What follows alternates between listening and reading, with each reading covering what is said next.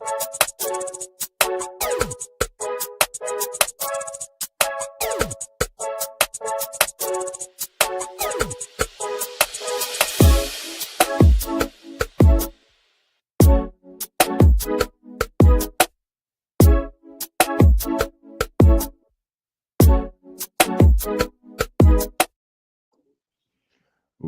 it do, folks? It's your boy Charles Younger here, coming with Maryland Live from the Voice of College Football, along with the OG, Professor G, Mark Gray. How we doing today?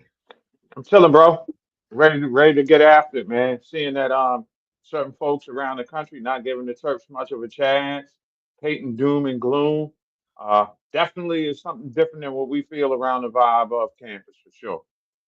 I feel you. I feel you. So, first of all, talk about what you've been hearing when it comes to Maryland football. And you say heard something about SI talking some mad smack about us, and Man, yeah, SI and CBS Sports not painting a rosy picture of what lies ahead for the Terps, man.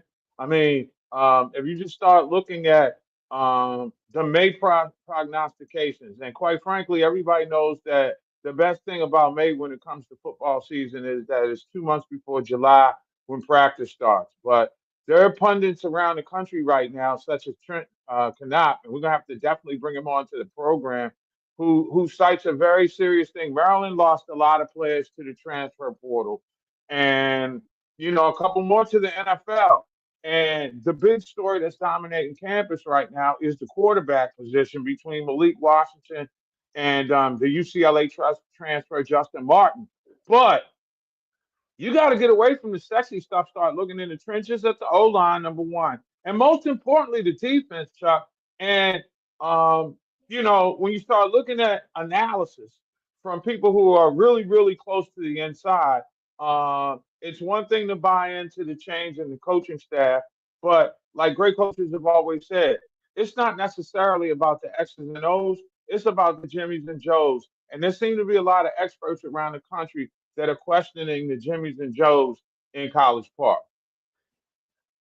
yeah, you spoke about a lot of the guys we lost into the NFL. I want to start focusing on those guys here because I feel like the NFL draft is a great way to recruit new players. So I want to break those guys down first, and we'll get into more of the naysayers, the haters, the the people out there who don't think Maryland would do well. But let's talk about some of the positive things to lead off the show here.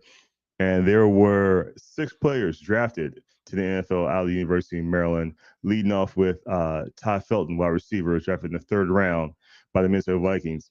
Talk about that trio of wide receivers for J.J. McCarthy in Minnesota. We have probably the best receiver in the game in Justin Jefferson. You have Addison, and he had Ty Felton as like the 3rd receiver. Talk about that offensive firepower coming out there with those purple people eaters in Minnesota. Especially when you got like a creative offensive mind like Kevin McConnell, who should be able to, move those pieces around. And the one thing about Felton going in there as a number 3 option, he'll get to grow with J.J. McCarthy.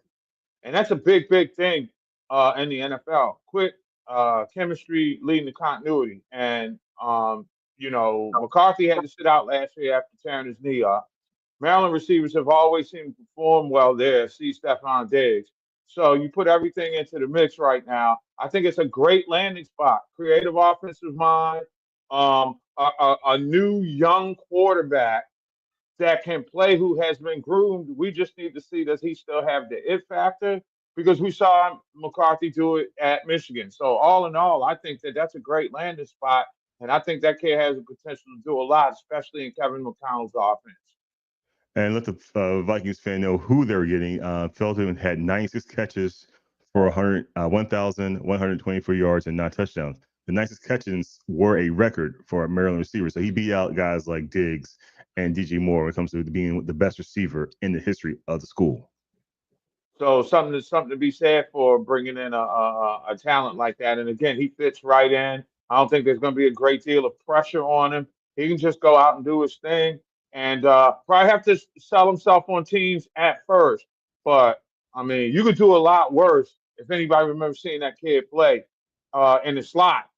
coming in as a rookie to sort of learn it, and then you see what happens from there. Because he's the kind of kid that in that three spot in that slot position in the NFL, which is normally a position thing, a possession type receiver.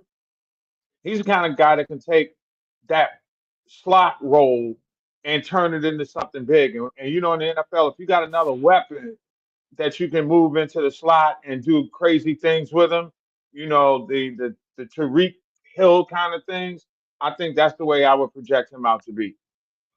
Yeah, that's a great point. So the guy is going to be a difference maker day one, with being the fact that who are you going to cover? You got Justin Jefferson, you got Addison, and you have this guy in the mix. That's going to make trouble for everybody in the NFC North. But moving on to our next guy, Ruben Hippolyte II. He was a fourth round pick, 132 overall. And he was chosen by Chicago Bears, the linebacker. In 47 games, he totaled 218 tackles, 128 of solo, 11 tackles for loss, and 7 pass deflections, 1 INT, and 1 forced fumble. And in 2024, he was an honorable mention All Big Ten selection for linebacker last year. And he was the 14th highest graded defender in the conference, according to Pro Football Focus. Now, the Bears have been known as a franchise defense. You think about the great linebackers of the past. You had your Urlacher, and before they had Singletary, and you had Butkus. Do you Wilbur think this? Marshall before DC, yeah. Yeah. So you have a history of great linebacking play in Chicago. So if this kid can be what Chicago fans are hoping for, that's going to be something special for this franchise when it comes to playing defense, because the defense was struggling last year, and they're a young team. They're building something new. So what do you think about this kid making an impact on the next level? Well, he's going to have a fair shot because I can't see anybody in Chicago having a safe place. You know what I mean? I mean, we're talking about a team that's mastered the art of underachievement. So, probably going to have to make a name for himself on teams early in camp. But I'm anxious to see what kind of, because I don't know the nuances of their offense. And oftentimes, guys are going to have to make a team on special teams when you drafted in that fourth hole, because that's not guaranteed.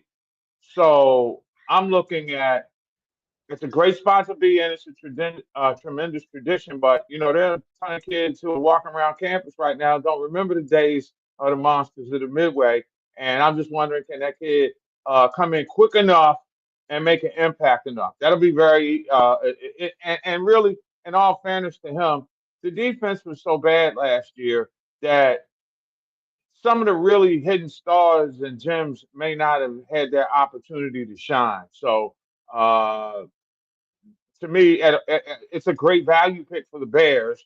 Long-term statement power with the team and a brutally tough defensive division.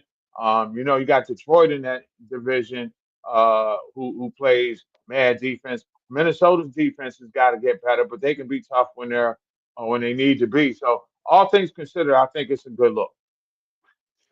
Also, excuse the barking in the background. The Chihuahuas are a little excited here today. We have someone who gets in the house who's doing a little remodeling for the house. So look forward to seeing the Casa de Yonga being upgraded in the next few days. Upgrade, yeah. But Always good but to be upgraded.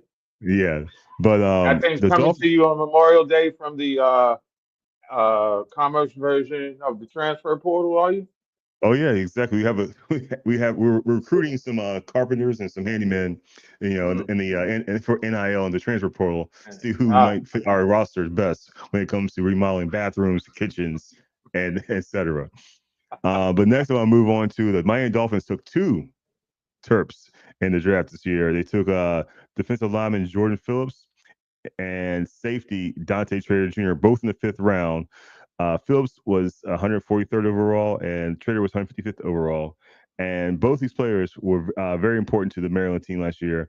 Um, Phillips was the 13th best rated interior defender in the Big Ten, while Trader was a multi-sport athlete who also played lacrosse with the Terps in 2023. So you have a great athlete playing safety and Trader. The Dolphins.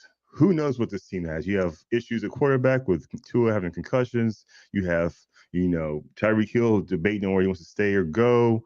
You have this defense who's trying to get rid of some players and trying to retool, trying to get cheaper, trying to get younger.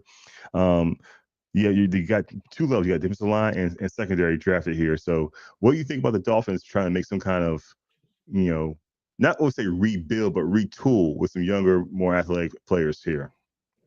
I can't really say that the Dolphins are a great landing spot for anybody coming out of college football these days because, I mean, the Dolphins as an organization are confusing, and I don't know if that's a good fit for anybody. For a guy in the fourth or fifth round, it's going to be an uphill battle, but they are the Dolphins. The next time they play defense will be the first time that we've seen it since probably the days of Nick Bonaconti. So with that being said, good luck. I mean, in many respects, the front office of that organization is somewhat of a mess. Um, their quarterback is kind of iffy as far as health is concerned. Um, it's great that he's going to get his look. You don't ever look down on a place that gives you a chance to perform, but that's not one of the destinations I would be looking for to have success if I were a player being drafted that late in the draft. It's a great opportunity, but what's the infrastructure like around there? Yeah, you got you too. And wrapping it up real quick with these our Maryland players drafted, the Buffalo Bills selected Caden Prather in the seventh round, 240th overall. Prater had 98 catches for 1290 yards and 9 touchdowns coming out of high school, and then he had a very solid but underwhelming. I'm gonna say it's underwhelming. But he had like a injury riddled senior year where he didn't play every game, but he did have one of the best target drop ratios of 89.4 in the Big Ten, and at 6'4" is a big body target for Josh Allen up there in Buffalo. So, and they've been looking for that number one in Buffalo for a while. And not saying Prairie's going to be number one because he was a seventh round pick, but if he can be a big body receiver in the red zone for Josh Allen to throw to, we think that might happen for those boys in Buffalo. When I saw his name come off the board and I looked at his size, I was like, that's the perfect fit for the Buffalo quarterback. I'm thinking to myself, and he's got a body that should be able to handle the Buffalo winter. And when the way you play football changes sometime after, say, Halloween, you know what I mean? But to be a receiver and to have arguably the third best quarterback in the game throwing dimes in your direction, man. If I'm him, I'm chomping at the bit. I mean, I cannot wait to get up there because you know that your quarterback that's there is going to give you an opportunity to get yours. That quarterback knows how to feed his receivers, and if you're a receiver, especially with a big body in Buffalo, man. I mean, and you think about it. Nobody's going to look at James Lofton as a hulking guy, but he wasn't no small receiver. Andre Reed was not a small receiver. And those guys, that organization have done a real good job of finding, people you would never think to fill that position. So Buffalo sees you to see this guy being talked about in all pro type of categories way down the line, probably 3-4 years top. I have a correction on his stat line. He had 98 catches for 1290 yards and 9 touchdowns in 2024 when he played for West Virginia before he transferred to Maryland. Excuse me, I had a correction there. And lastly, I want to close up with Tommy. I want to butcher his name. I want to try to do it correctly for him. Try to do him justice here. Akin Bisote, defensive tackle, drafted in the seventh round, 247th overall by Dallas Cowboys. So I wish him all success, but I can't root for him because he's playing for the Cowboys. Enough said. I mean, I hope he has a great career. I hope he yeah. does nothing. Well, I'm too old to remember Randy White, and that was never pretty. Mhm. Never, never. I'm never gonna get over that. I'm just saying, man. And it's not that I want to bring it up, but they got Starback from the Naval Academy, good Maryland guy. Got Randy White from the Terps, good Maryland guy. And all they did was just come back and just cut the heart out of what was then known as Redskins fans. But anyway, I digress. I But will yeah, say this though, Chuck. mm, It looks like you and I are developing this good cop, bad cop thing because some of this stuff that I'm seeing from learned sports writers does have me a bit concerned about what to expect with this team this year. And there's high energy and there seems to be a lot of confidence. But the question is, can we infuse this talent into a team the way that uh, Signetti did at Indiana? I mean, it seems like that's the world order that we are in college football to try to catch lightning in a bottle and make it into the tournament and see how many games you can win and then you cash out at the end right there. I want to know is Maryland in that position to do it right now? You know, I'd like to see that. And then how do we go about defining what a successful season looks like? Because again, this is May. A lot of people go around the country coming up with projections, and you don't know how things are working and who's going to be leaving and who's got enough to come back, yada, yada. But my question, and the big question I have is how fast does this team turn around? That's my thing. I mean, you got CBS Sports quote. Uh, the Terps will give a billion points this season. While that's far fetched, losing so much talent to the portal is a concern. And I mean, you got to think about they lost Caleb Wheatland and Kellen Wyatt, right? And Wyatt led the team in tackles for loss and sacks. They transferred to Auburn and Indiana respectively. It says a lot, man. We losing a kid to Indiana. Indiana was in the show last year, and again, this one outlet that we're talking about here. But I think that if you start doing the digger deep into the post spring practice look at the Terps, uh, it's kind of chilling. well, speaking of spring practice, I want to switch over to that there because we had spring practice while we were away the past week and a half. Like I said, been moving, so forgive us, folks out there for not having a It's show called for you life. last week. It happens. Yeah, life happens, So Yeah. but my wife and I are now homeowners, so we have to do more. We have more responsibility when it comes to living somewhere versus just like calling the landlord and say, "Hey, fix this." So, but yeah, so we're back here again with a great show here, and we're talking about that Maryland spring practice, which happens on April 26th of 2025. It was the annual red white game, and several of the players that we want to look at in that game. First off, we'll talk about that quarterback battle between Justin Martin, Malik Washington, and Christian Martin.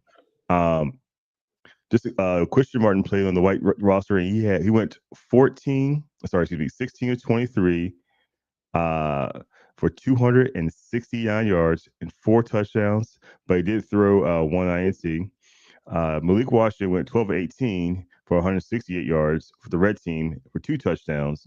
And Justin Martin, the transfer from UCLA, he went 6 of 14 threw an interception, only threw 69 yards, but did throw a touchdown. And they did have a long pass of 50 yards. So we have three quarterbacks. Justin Martin being a transfer in as redshirt junior, Malik Washington is a redshirt freshman, and then Christian Martin is a true freshman. Both competing, battling out for the starting quarterback spot. So you just look at those raw numbers. What impression do you have when it comes to the quarterback battle for the University of Maryland?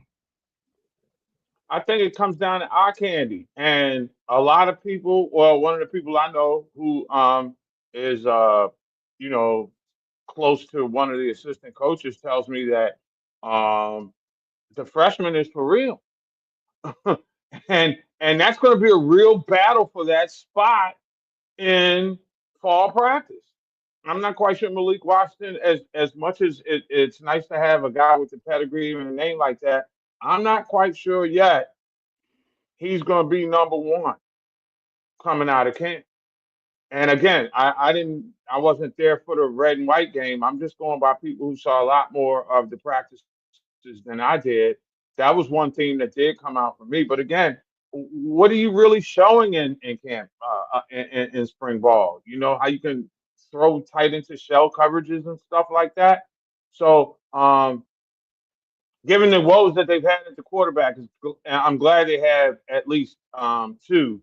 But the interesting decision is the way that the portal is working right now forces one to believe that it could get tight, and it could get tight pretty quickly in that team because um, I was looking at 24/7 sports, and they were the ones who only have Maryland with an over under of 4.5 wins in the conference.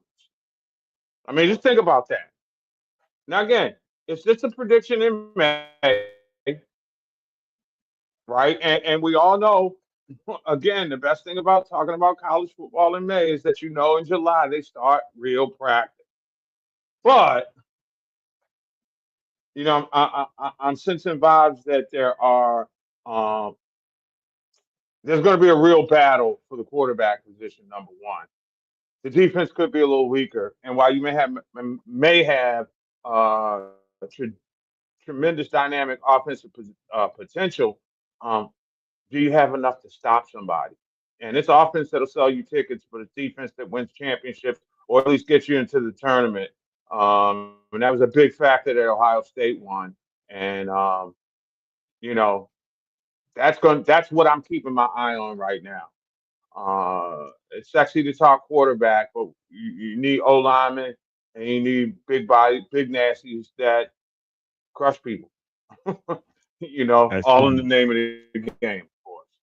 Yeah, but the Terps, like we said earlier, do have a good job, do a great job of filling holes in wide receiver. And the kid who's catching a lot of passes, he went 4 for 111 with 2 touchdowns with a long of 44, and that's Makai White, wide receiver, 6'2", 185 pounds from King George, Virginia. He's going to be stepping in to being that number one receiver, and along with Ryan Manning, who caught 5 for 128 and a touchdown with a long of 50. He's out of Baltimore, Maryland, so he's a junior. These two kids are going to probably have to be the leaders on the receiving corps. So, like I said, we always said before, they always seem to be able to recruit speed on the outside. So if the Maryland can't stop anybody, they'll be able to put on a show and entertain fans with some points put on the board here. But I mean, the whole thing about trying to outscore people hasn't worked to their effect. You know what I'm saying? You can't continue to rely on the offense to bail you out. You got to get stops defensively, and that to me is where they got to get better. So and to your point on the edges, I mean, my goodness, just because Ohio State puts two receivers in the first round of the draft or what have you doesn't mean that their skill players are going to drop that far off. That's my concern. We do hear a whole lot about the offense, and I do expect it to be productive, but to win and to be a consistency. And again, I'm just going to use Signetti in Indiana as the benchmark. He came in and he came in talking trash, playing D. Offense came around. You can't have a defense that needs to develop during the season, and that's going to be my biggest concern going into fall camp is can they get enough stops on the right side of the field? If you have teams pushing you back and your offense has got to start 90 yards from a score, um, that's not a recipe in this conference anymore to be successful. And I think they got the minds in the coaching staff to fix it. But the greatest fix to me has to be defense. I'm the more and more I look at this team, less worried about the skill players, more worried about the D. And one way to help the defense is be able to run the ball, and Yes. they have not had great production at the running back position over the past few years. Um, we do have a couple young guys here in Dejon Williams, sophomore out of Baltimore, Maryland. And we also have Iverson Howard, who is a freshman out of Gaithersburg, right down the street. So these two kids are probably going to be fighting for the position, starting tailback position. So we need those big nasties up front, and we need some That's the production on the key. backfield. So Uh, that will help us, the Maryland Terrapins, somehow. If we can't stop anybody, if we keep their offense off the field by running the ball, running the clock, that will give the Maryland Terrapins a better opportunity to win some games and at least keep games close to where they might have a chance to make a big play with these speed receivers on the outside. The game is close. but can they make enough? I mean, if your defense gives up 5 to 7 big plays during the course of the game, and you get 4 long scores, you're still on the downside of the scoreboard. And so to me, that's where the uh, defense comes in, and that to me is going to be the resounding thing. I mean, as much as we gave, or as fun as say Ryan Day's offense or Sharon Moore's offense for the games that he's allowed to coach this year, but that's always a topic for another conversation. If you look at the number of explosive plays that this team routinely gives up. I don't think that there's a way that they can get above 500 unless they clamp on that. And the quality of the talent pool is going to get better. While everybody is lauding the amount of talent on this particular team right now, I think it would be safe to say that it's still a work in progress based upon how the other teams in the league are constructed. They're a little bit farther along, so to speak. So, all things being equal, it's an uphill struggle, and they're going to have to be big places where this team gets better productivity than it got last year. Especially, and to your point about the big nasties up front, yeah, they got to get meaner. I think a lot of defensive linemen come to Maryland to hunt, which is the term they like to use. We're just going to hunt, and Maryland has to have something for the hunters. That's true. And what about, I say, they're looking at some of their offensive linemen and what they could bring to the game. And they always say, like, if you if you know the offensive lineman's name, it might be a bad thing because it means he's playing bad. If you don't know, you don't hear their name called, it means they've been doing something good. So what I'm looking at some of the size of these guys. They are you're good. They are pretty good size, around averaging around 6'2", around 320 pounds. But you're playing in the Big Ten, and the Big Ten is known for the big fellows down low, and big fellows down low and linebackers. So how can this And team speed, and speed? Yeah, well, we got and the speed, speed. but we don't have the size. Like I said, looking at some of our linemen here, on the offensive Right. line, we have, I see in 6'6", 275, 6'4", 295. I'm seeing linemen at, 6'5", 331, 6'5", 327, 6'4", 295. I'm seeing some big graders. I'm also seeing some little guys who are a little undersized, a little lean for the position they're trying to play. So is the I'm sorry, what's the name? The offensive line coach again? Escaping me right now. I have it right here. Give me 1 second. But what can he do to help these guys become more? What am I looking for? More angry, more Well, you hot. can't. I'll put it to you like this. There's a great HBCU coach named Jake Gaither who used to say he liked his players agile, mobile, and hostile. That's Mhm. something you can't coach. All right. Certain players have that quick twitch. They're athletic. A lot of guys can play sideline to sideline. And get back in coverage and do it. But you have to have a hostile mentality to be great at defense, particularly at the linebacker position, and definitely at safety. In the middle of the field, you want your two tackles, your middle linebacker, and your safeties to be, excuse the expression, boys and girls, badass. You got to have that. I don't know if Maryland has anybody in the back end of the defense that's going to strike fear over the hearts of any of the wide receivers. And the talent pool of wide receivers in the Big Ten is second to none. I mean, you look top to bottom. Don't go around thinking that USC ain't going to find themselves a couple of more Keyshawn Johnson types. You know, that would not shock me in the not too distant future because well, football is the thing out there. So to me, how do you match up on the edges with those guys? Because if you got a 5'10", 195-pound cornerback who runs 4.27 and can keep up with anybody, up against a guy who's 6'3" and can run about the same and is a bit more physical, that is a problem. And those are the wins that the Ohio States, the Michigans, sooner or later the USCs are going to figure out. Hell, Indiana figured it out last year.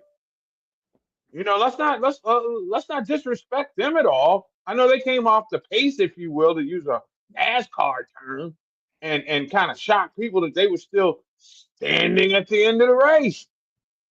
But again, that's what happens, man. You look, Penn State always got a receiver. How do you lock those guys down? No doubting that Maryland has the talent with the receiving core that they have established and have put into the league. But what are you going to do to stop the other talented receivers? You know, that's the thing that can me because I'm telling you, man, Ohio State looks at their chops. Okay, whatever we want, we're gonna take. You Well, know, I want to Michigan was say, the same way too. yeah, I want to say a couple of guys on the defensive side who might be making some plays for us in the secondary. Got Jalen Husky, the kid I talked to one of our first episodes. Safe. He is a defensive back, and he plays. I think he plays corner or safety. He said he's going to be stepping up huge for the team. He transferred in from Bowling Green, 6'1", 196. He is a senior, so he's going to be taking a leadership role on this team. We have Jameer Glasker, who is a redshirt junior from Temple Hills, Maryland, no local boy, 6'1", 185. He transferred in from Wake Forest. He started 9 games with Demon Dickens, had 37 tackles out of the secondary. And then we have Dante Joyner, Jr., who transferred in from Arkansas State. And his 2 seasons in Arkansas State, he had 69 tackles in 24 games, 2 interceptions, and 9 passes defended, excuse me. Uh, and then like in 2024, he had tallied 50 tackles and a team high 7 pass breakups. So they've got some guys coming in who can make some plays. But the question is, can the coach put them together in the right position to make those plays in a Big Ten? Which, by the way, like I said earlier, the season is not the toughest season we've had. There's no Ohio State on the schedule. We do have that's going to be the biggest thing is not having to play Ohio State And you this gotta year. hope that. Have you seen the schedule yet? Because I have not. But do you Yes. get one of the games that Sharon Moore is not coaching in at the University of Michigan? That could be a big factor too. Well, they are starting off. Well, Maryland. Funny little story about the Maryland may have a nice start to the season because they have won their last 15 straight non-conference opponents games. As they start off with FAU, Northern Illinois, Townsend, and their first conference game is not till week 4 in Wisconsin against the Badgers. And then we have again bring it back home to on October 4th against Washington. Another home game against Nebraska. Go travel out west to UCLA, and then the big game I am most interested in is homecoming, November 1st against Indiana. As we talk about Indiana a lot Right. in this program, how well they've done building that team into a winner. And then we go finish the season strong against Rutgers, Illinois, Michigan, and then the season closes with at Michigan State in Ford Field, probably the biggest stadium, one of the biggest stadiums we play in all season. Oh We play wow, they're playing that in game at Ford Field. that game at Ford Field. Wow, good I think, job out of Sparty because I'm yeah, not quite sure that Ford Field has more seats than mm, their stadium does. Those are big stadiums in Michigan, really yeah, really big stadiums. But that's a great marketing move on the part of the of that institution because You need to get eyeballs there. You know what I'm saying? And big ups to my boy Max Carey, former SID at Georgetown. He's now the SID or Vice President of Athletic Communications at Michigan State. So good luck, Max. Yeah, and like I said, with this is the schedule. They said they only win 4 games, but looking at that schedule, I think we can at least start the season 4-0, maybe 3-1. And there I are some think games. I think the articles were about games that you win in your conference. In conference wins. Okay, yeah, In but conference, 4.5. That's you got to well, find a way to steal a couple games. yeah. I mean, I believe there's a couple steals we can probably steal against UCLA, Nebraska, Rutgers, Illinois. Those are some games. Nebraska, I'm not sure about. I'm not. I saw some things at the end of the season when Nebraska that led me to believe that. Remember that when the Huskers are winning, that it's great for that state. And I think sometimes we often forget how big a program like Nebraska and their fans they've been dying for about 30 years now, man. I mean, people have forgotten the golden days when Tom Osborne wasn't in Congress and was on the sidelines. You know what I mean? Hmm. Gone are the days of Mike Rozier and Jarvis Redwine. I am hip and all that stuff. They missed that.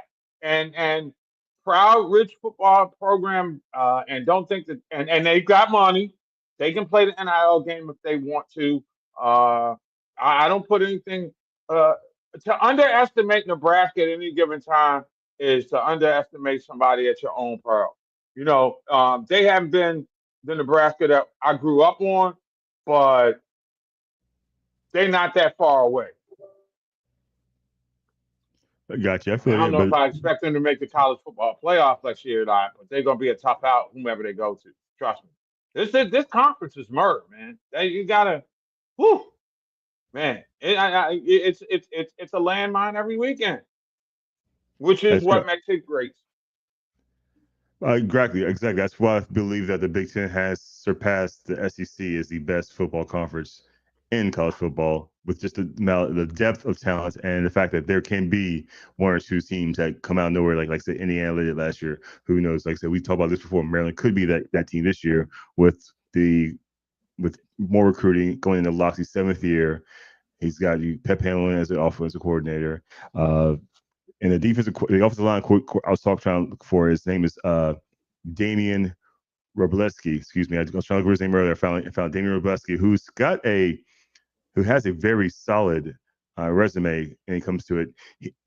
He did coach at James Madison when they made their turn to at the FBS, and that team had a very good offense with like they're 13th in scoring, 16th in passing efficiency, and 29th in total offense that year. So they were known for they were a very good offense. That offensive line was pretty solid, and he's been offensive line coordinator at Bryant, Penn, Hofstra, Stony Brook, Delaware, Rutgers, Elon, James Madison, and now he's the offensive coordinator at offensive line head coach, excuse me, at Maryland. So that guy can do some. He's been doing some work on the offensive line when it comes to putting quality product on the field. So, but I'm going to wrap this up here with a little extra point here and what we're looking forward to next week when it comes to news from Maryland football.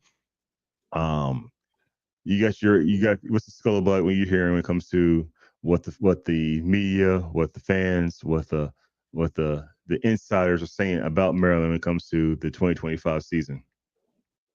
Um, the insiders probably are on vacation right now. Mm. But again, Great insight because it's year round. This is year round work. You can't be going on vacation now. it is. So, quite frankly, the buzz has been really about Buzz Williams, no pun intended, the new basketball coach. And I find it interesting because you've got one prognosticator that's already saying that they're a Final Four team, a top 10 team, based upon the kind of recruits that they got. And I think that's a cautionary tale for college football fans, particularly those that are at Maryland who've been long suffering and expecting a quarterback like Malik Washington to come in and maybe change the dynamics of the program. coming from UCLA. So to me, it's going to be No, interesting. Martin's from UCLA. Malik Washington is a local kid, and then Christian Martin is the The freshman who transfer. came. Oh No, yeah, Justin Christian. Morris transfer. So I think that that's where I'm going to be looking at, to see how or what they're doing to go about addressing. And then there's some recruiting things that are still going on too. So there are a lot of still like free agent college prospects out there who could be difference makers.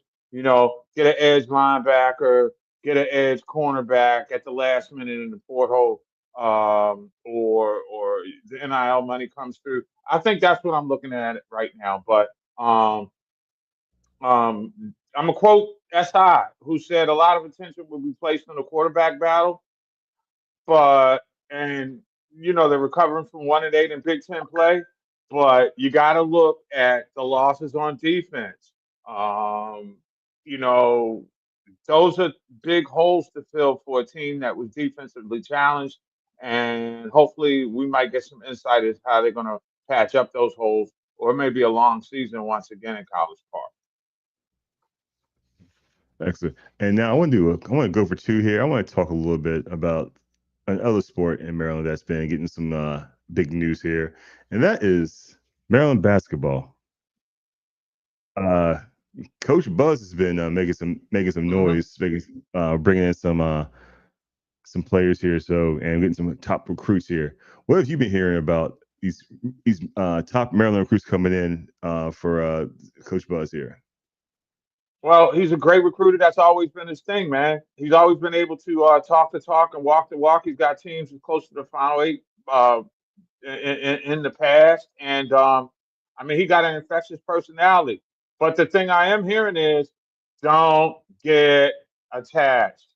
You'll love him to death while he's here, but in about 5 years, he'll get the itch and he'll want to go somewhere else, and they'll be doing it all over again. But if in his 5 year window he can bring a national championship, I think that would be great for the program because at its heart of hearts, it's a men's basketball fan base. Really, when you get right down to it, they want to get some of the 540 for the Big Ten on the football side, but the team has to draw them in to do it. Where there's already a basketball passion here in the state because of so many great players that have come out of here.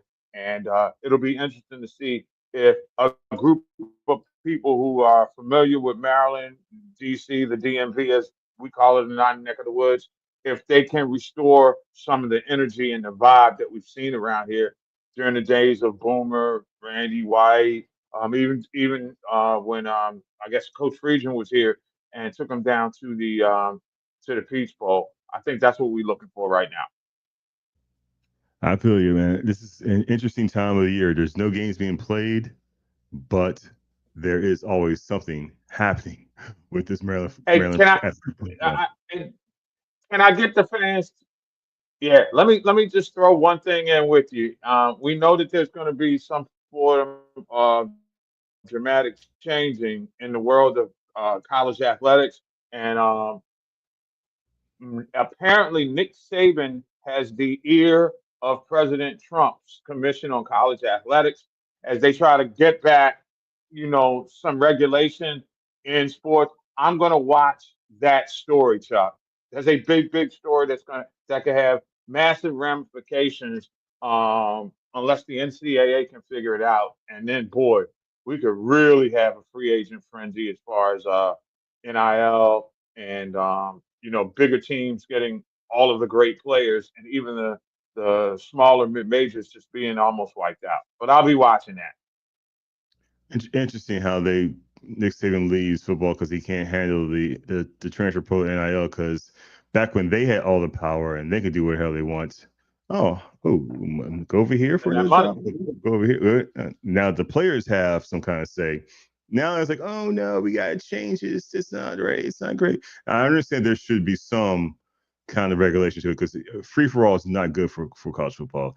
But if they're going to try to somehow cut into the paper of all these kids who are putting their bodies and their lives on the line because they can get injured and then that scholarship's gone and then they have nothing left for them. So I say whatever they have to do to keep the money in the players' hand, I'm all for it. But I don't trust anybody who's who says they're out looking out for the best interest of these kids who are multi-billionaires. So, but I digress. So, Well, Mark, all I'll say is when you have guys who are writing bills like Ted Cruz, mm, and you have a legendary college coach who is having conversations with a Texas billionaire, I would say that sweeping change are coming, and folks better be ready for it. And I just hope it's in the best interest of the student athletes.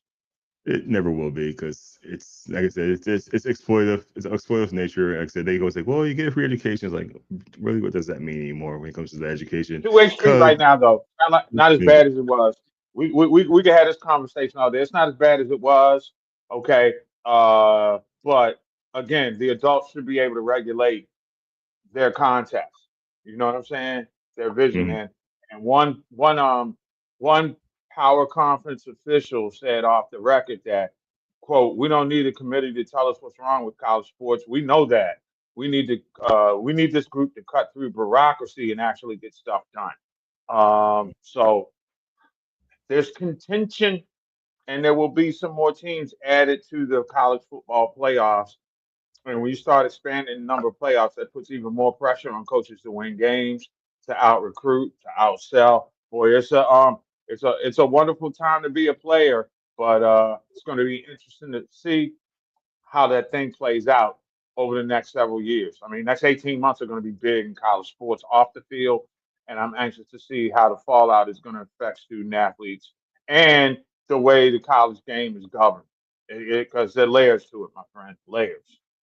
it's true. But like I said, long as if there's regulating the players, they got to regulate the coaches, the administrators too, because somehow these guys can do whatever they want, but the adults in the room are getting the free reign of how to run everything. So, Mark, it's been a great show. I know we have to wrap it up here soon, but can you tell everybody out there how they can follow you, what they can interested, and how they can see you on all the space and cyberspace, as you say. Yeah, all over the place.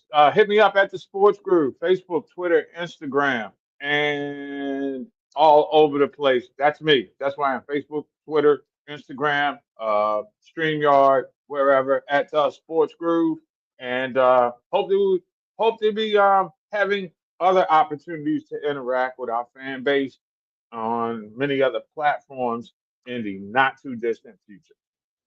Yes, and you can find me at Charles Yonga, at CharlesNyonga, all across social media apps, Facebook, Twitter, X, Blue, TikTok, TikTok, what else? There? Threads. What were the kids these days? The all over the Snap, place. all over the place. Yes. So, Snapchat. and I don't hopefully know what over. the snap is about. I don't get it, but I'm there too. It's I have it, but I don't use it. But I'm gonna try to get on more Right. because I feel like a lot of the not the youngest generation, but the second one, they're on Snapchat. So I know like TikTok's here, Snapchat's like kind of like before TikTok, and then Threads, Instagram, Blue Sky. That's what else. I'm on Blue Sky as well Oh, at Charles Younger. So that's the X alternative. So if you don't like the nasty racist commentary on X, you can go to Blue Sky. Follow me there too. So this has been Maryland Live on the Voice of College Football. I am your host Charles Young, along here with Professor G, the OG, Mark Gray. And stay tuned for next week where we'll talk more college football, more Maryland football, and more Maryland sports. And possibly we will have someone special on the show with us today. Stay tuned for the Maryland Live on the Voice of College Football. Like I said, I am Charles Younger with the OG, Professor G, Mark Gray, saying we bid you adieu, good night, goodbye, and good luck, everybody.